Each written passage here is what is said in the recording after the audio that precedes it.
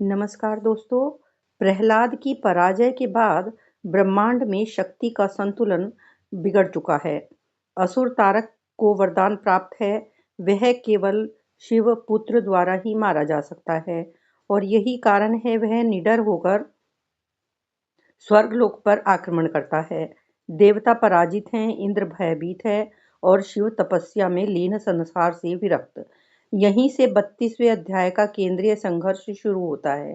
शक्ति बनाम वैराग्य, कर्तव्य बनाम तटस्थता। तो इस चैप्टर की समरी में यही है कि तारक अपने अहंकार और वरदान के बल पर स्वर्गलोक को रौंद देता है। देवताओं की शक्तियां निष्प्रभावी हो जाती हैं। इंद्र, अग्नि, वरुण और सब पराजय स्वीकार कर लेते हैं। देवता जानते हैं जब तक शिव पिता नहीं बनते तब तक तारक का अंत असंभव है। लेकिन शिव तो संसार से विरक्त हैं। वह न युद्ध में हस्तक्षेप करते हैं, न देवताओं की पुकार सुनते हैं। तभी पार्वती आगे आती है। पार्वती तप, प्रेम और करुणा से शिव को याद दिलाती हैं कि वैराग्य पलायन नहीं होता, प्रेम बंधन नहीं, उत्तरदायित्व होता है। धीरे धीरे शिव का मौन टूटता है। वह समझते हैं कि सृष्टि से दूर रहकर सृष्टि की रक्षा नहीं की जा सकती। यह अध्याय शिव के भीतर के परिवर्तन की भूमिका रचता है और आने वाले महायुद्ध की नींव रखता है। तो कहानी यहाँ पर शुरू होती है। पार्वती ने शिव को मनाया। ब्रह्मा बाणों को शोभित करने वाले पुष्प सहला रहे थे, कमल, अशोक, आम और मल्लिका।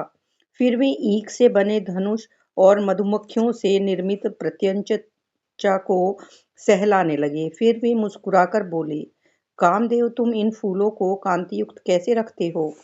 प्रेम के देवता ने हाथ जोड़कर कहा, मैं कुछ नहीं करता परमपिता, इसका कारण आप हैं।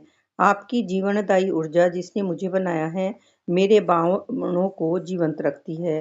क्या तुम जानते हो कि तुम मेरे शरीर के किस अंग से उत्पन्न हुए हो? आपके वक्ष से। हाँ, इसीलिए तुम्हारा प्रधान स्वभाव प्रेम है। तुम मेरे हृदय से प्रकट हुए हो ताकि तुम दूसरों के हृदय में प्रवेश कर सको। यही मेरे लिए सर्वोच्च आनंद है। मेरे धनुष की झंकार, प्रेम की प्रथम बहार। जब मेरा बाण किसी को घायल करता है, वह भावना उस व्यक्ति के भीतर फूल की पंखुड़ियों की तरह उभरती है। वह उसे मिलन की ओर ले जाती है, जहाँ से नई सृष्टि का उदय होता है। और जब भी ऐसा होता है, मैं आप यानी परमपिता बन जाता हूँ। मैं ब्रह्मा हो जाता हूँ। तुम्हें यह कार्य फिर से करना होगा। मुझे प्रसन्नता होगी, किंतु मेरा लक्ष्य कौन है? मेरे बाण किसी के भी हृदय को बींध सकते हैं। क्या ये बाण महादेव के हृदय को बींध सकेंगे? कामदेव घबरा गए। उनका चेहरा मुरझाने लगा, गला सूख गया। वह सती की मृत्यु और शिव की पीड़ा के बारे में कहने लगे। परमपिता महादेव ने आपको कामुकता प्रदर्शन के लिए दंडित किया था। अब आप उन्हीं के भीतर का काम का संचार करना चाहते हैं। ब्रह्मा ने कामदेव को तारक को मिले वरदान और आदिशक्ति के पुनर्जन्म के बारे में बताया। आदिशक्ति का पुनर्जन्म हो गया है? हाँ, काम। वे 3 बहनें हैं। पहली बहन कुटिला बहुत अहंकारी थी, तो मैंने उसे नदी बन जाने का शाप दिया। दूसरी रागिनी अत्यधिक दुर्बल थी, इसीलिए उसे संध्या बन जाने का शाप दिया। परंतु तीसरी बहन आदिशक्ति का अवतार है। उनका क्या नाम है? पार्वती। ब्रह्मा ने दूर किसी स्थान की ओर संकेत करते हुए कहा, वे महादेव के ध्यान में लीन हैं। काम, तुम्हें केवल महादेव को ध्यान से बाहर लाना है। तुम्हें उनके भीतर वासना का संचार करना होगा। उनके मन में पुनः प्रेम जगाना होगा। कुछ समय पहले ही पार्वती ने शिव की भक्ति और तपस्या आरंभ की थी। हिमालय राज हिमवंत और उनकी पत्नी मैना से जन्मी राजकुमारी पार्वती उन्हें पीछे छोड़ आई थी। उनके माता पिता उनकी बहनों के लिए शोक करते थे, जिन्हें ब्रह्मा ने शाप दिया था। मैना ने पार्वती से रुकने की विनती की, लेकिन उन्होंने माँ को अपने जन्म से जुड़ी भविष्यवाणी याद दिला दी। क्या आप भूल गईं कि नारद मुनि ने मेरी जन्म कुंडली देखकर क्या कहा था? उन्होंने कहा था कि मेरा जन्म शिव की पत्नी बनकर उन्हीं में विलीन हो जाने के लिए हुआ है। मैं बचपन से कैलाश पर्वत पर महादेव के साथ रहने का स्वप्न देखती आई हूँ। शिव ही मेरी नियति है और मुझे उसी मार्ग पर रहना है। आप शोक मत कीजिए, मुझे आशीर्वाद दीजिए माँ कि मैं अपने अस्तित्व का अर्थ जान सकूं।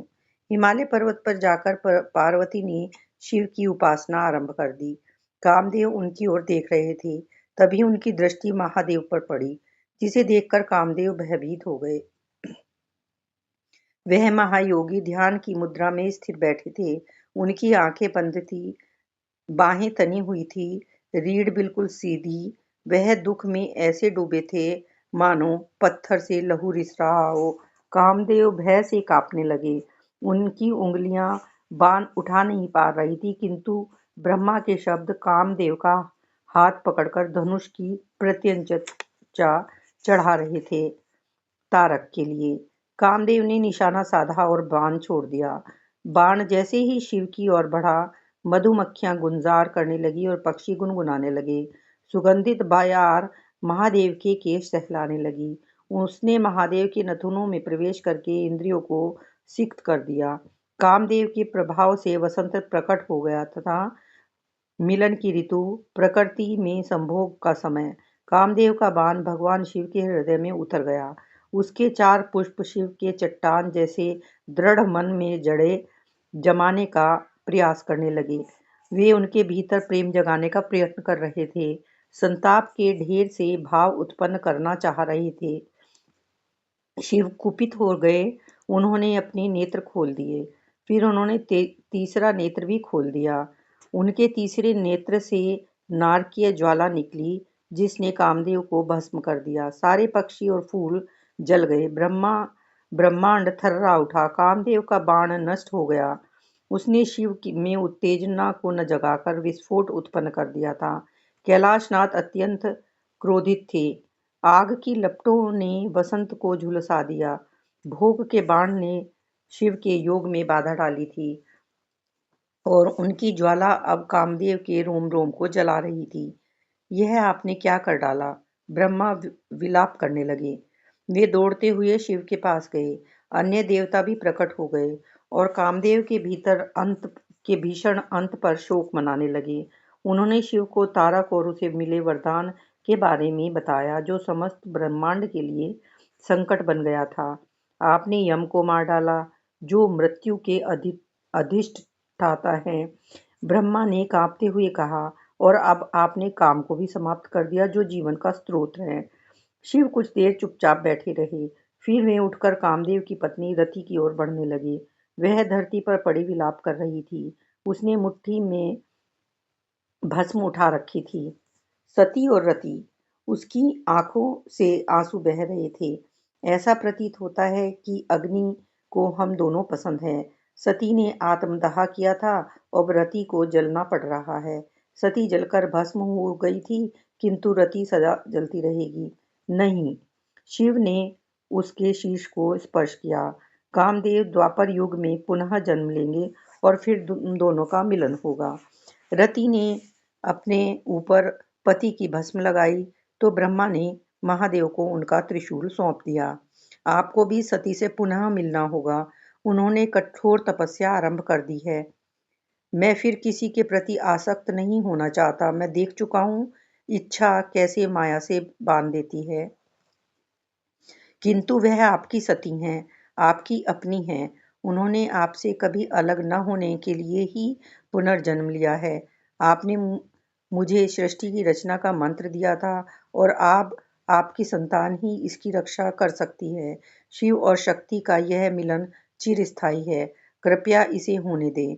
यह तारक को पराजित करने के लिए ही नहीं, अपितु ब्रह्मांड के पालन पोषण के लिए भी अनिवार्य है। अभी नहीं, अभी नहीं। शिव पार्वती को देखने लगे। वह देख रहे थे कि किस प्रकार वे बर्फीले शिखर पर तपस्या कर रही थीं। कैसे वह हर रात बर्फ में जम जाती और सुबह फिर से सामान्य हो जाती। महादेव देख रहे थे कि वे किस प्रकार भोजन और पानी का त्याग करके केवल पत्तों पर जीवित थी। फिर कैसे उन्होंने धीरे धीरे पत्तों का भी त्याग कर दिया। कैसे पार्वती केवल शिव के नाम के बल पर निर्वाह कर रही थी। कैसे उनकी देह ढह रही थी, परंतु उनका प्रेम उन्हें बल दे रहा था। अपर्णा, पार्वती अपने स्थान से नहीं हिली। अपर्णा। पार्वती ने आंखें खोल दी। वह शब्द गूंज रहा था मानो बर्फ ने धीमे से कुछ कहा हो। शिव पार्वती के समक्ष खड़े थे। कामदेव की वासना को ठुकराने वाले शिव ने पार्वती के प्रेम को अपना लिया था। पार्वती के योग से शिव को पुनः भोग के लिए प्रेरित कर दिया था। शिव ने पार्वती को ऐसे दुलारा कि उनकी क्षुधा पूर्णतः शांत हो गई। अपर्णा। पार्वती ने पूछा, हाँ, आप अपर्णा हैं, यानी वह जिसने पर्ण यानी पत्ता भी त्याग दिया। परंतु स्वामी, मेरे माता पिता ने मेरा नाम पार्वती रखा था। पार्वती, सती, अपर्णा, उमा। शिव ने उन्हें गले लगा लिया। यह सब अब आप ही हैं और यह सब मेरी हैं। कहानी यहाँ पर समाप्त होती है। इस कहानी का मैसेज यही है कि शक्ति का उत्तर केवल शक्ति नहीं, संतुलन है। तारक की शक्ति उसे अंधा बना चुकी है और देवताओं की हार यह दिखाती है कि raw power without righteousness leads to destruction. वैराग्य भी जिम्मेदारी से मुक्त नहीं करता। शिव का मौन सिखाता है neutrality is also a choice and sometimes a dangerous one. तीसरा मैसेज है हमारे इस कहानी का एक कि स्त्री शक्ति केवल प्रेरणा नहीं, समाधान है। पार्वती यहाँ सहचरी नहीं, धर्म की दिशा दिखाने वाली शक्ति हैं। चौथा इंसाइट यानी फिलोसॉफिकल इंसाइट इस अध्याय से ये मिलता है कि ये केवल पौराणिक कथा नहीं है, यह मानव मन का संघर्ष है। जब अन्याय बढ़ता है और सक्षम लोग चुप रहते हैं तो तारक जन्म लेते हैं। पार्वती उस अंतरात्मा की आवाज है जो शिव यानी चेतना को जगाती है।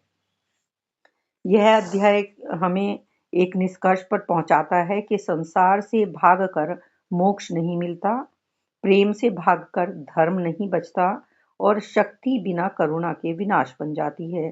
शिव का झुकना कमजोरी नहीं, सृष्टि के प्रति स्वीकारोक्ति है। जब अधर्म बढ़ता है तो सिर्फ हथियार नहीं, सही निर्णय लेने वाले लोग होने चाहिए।